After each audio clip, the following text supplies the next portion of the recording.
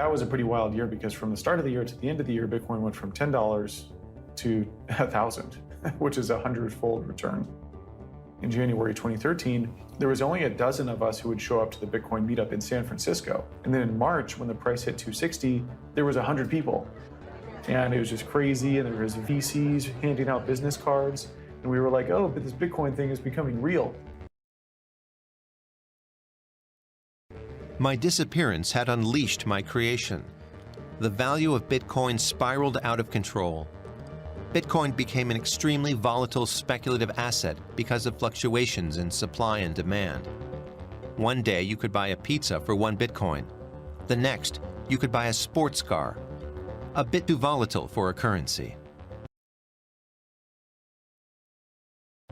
People talked about Bitcoin to the US Congress.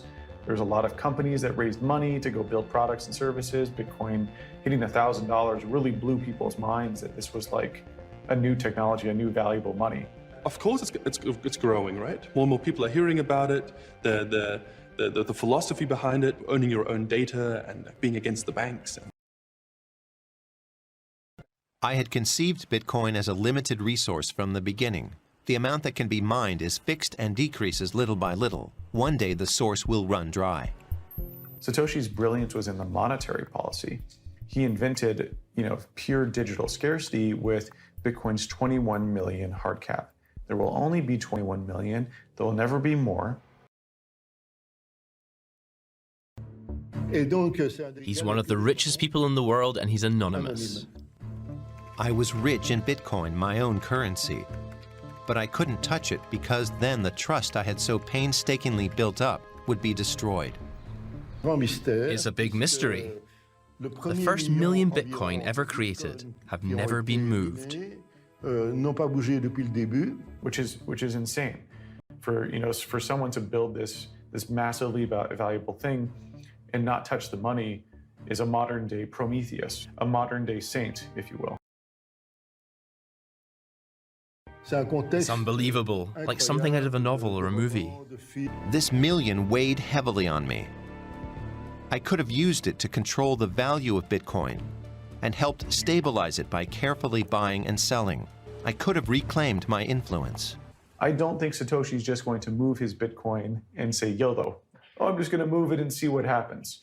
What he can do is he can sign with his private key, he can sign a message letting everyone know that he is and what he will be doing with it. It is the only way that if you are Satoshi to verify that you are Satoshi. This Bitcoin million was the only way to prove I was Satoshi. If I used the money, I would reveal myself. Was now the time. So I'm going to do this once, and once only. I'm going to come in front of the camera once. Craig Wright's confession could end years of speculation about a person who until now has gone by the name of Satoshi Nakamoto. And I will never, ever be on a camera ever again for any TV station or any media, ever. To support his claim, the Australian entrepreneur demonstrated he had access to blocks of Bitcoins known to have been created in the early days of the digital cash system. I'm about to demonstrate a signing of a message with the public key that is associated with the first transaction ever done on Bitcoin. He was a cryptologist, but the demonstration was made to convince journalists, not cryptologists. That's where it went wrong. Opportunism knows no bounds. The pursuit of fame, vanity. Anonymity is the price of my freedom. Anyone who claims to be the inventor of Bitcoin is lying. Some people will believe, some people won't. And to tell you the truth, I don't really care. Maybe I should rephrase that. There have been some that claim to be the inventor of Bitcoin, but they're not.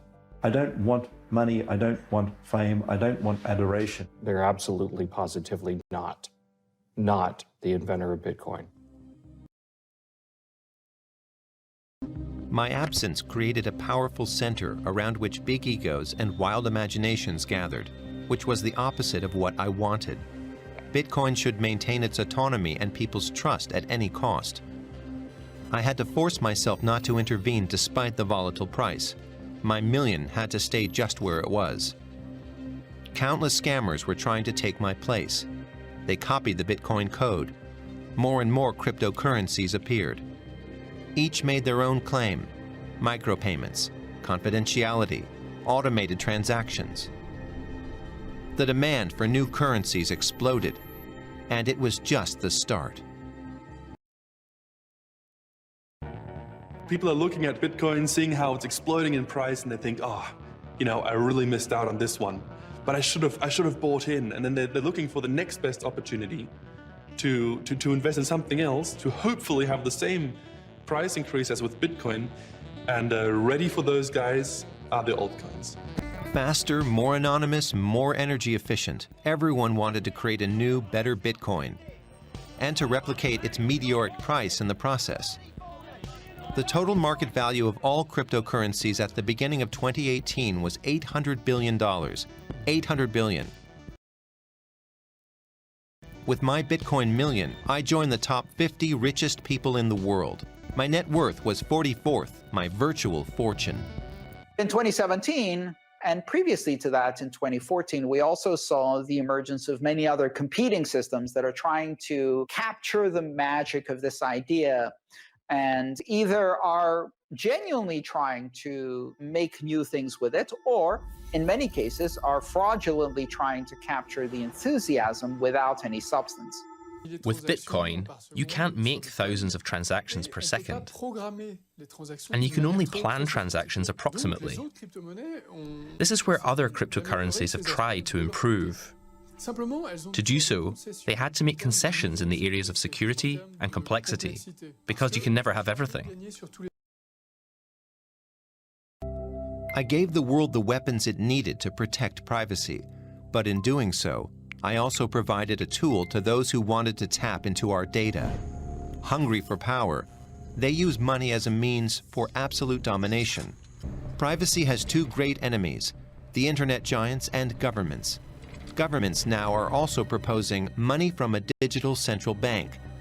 These currencies would be issued centrally and based on debt, as they have forever. But there would be one difference. Digitalization would rob cash of a key property: anonymity.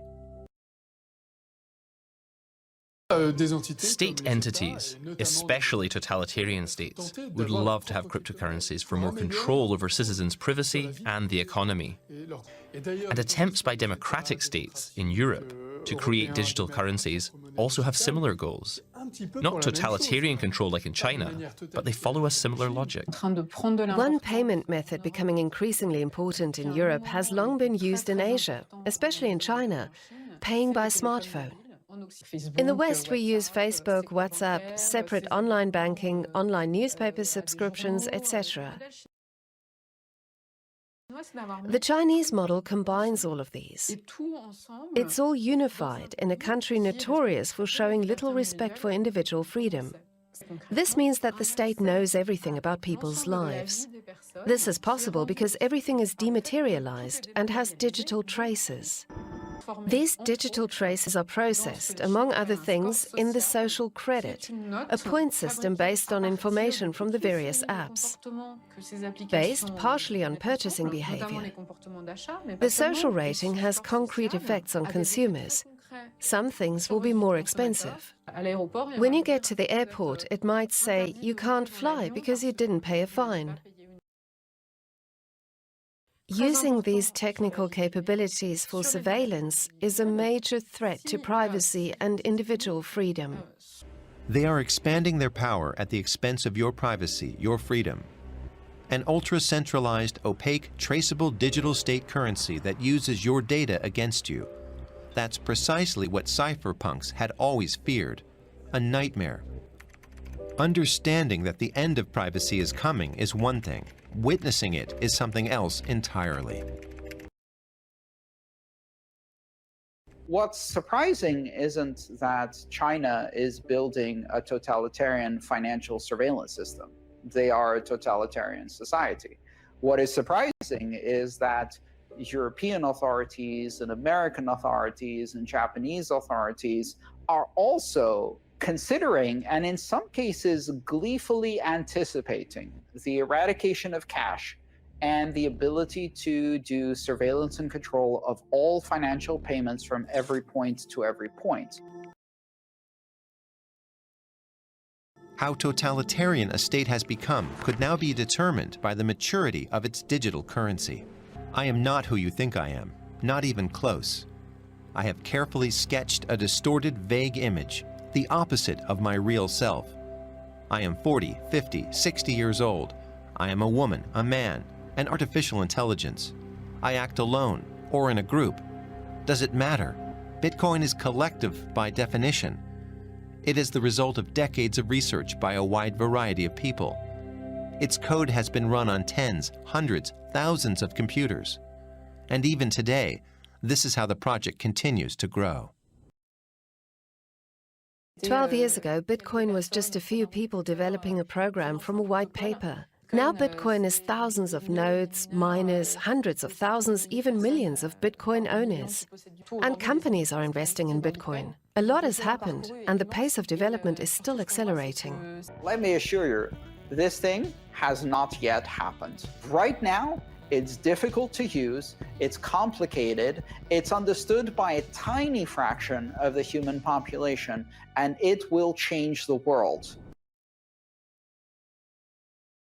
Bitcoin is stateless, but behind it stands an army of computers, programmers, miners, users. It's useless to cut the heads off the Hydra. There are too many, and they would always grow back. I am never far away. In some form, under a different name, I continue to program. Data protection is the cypherpunk's mission. Bitcoin continues to grow. It's a currency, but it's also a capital investment, repository of value, and object of speculation. As soon as you understand it, it slips away again. I, Satoshi, wanted to create an alternative to the banks, to the states, and the faceless mega companies. Freedom has to be fought for over and over again. That's what we're fighting for.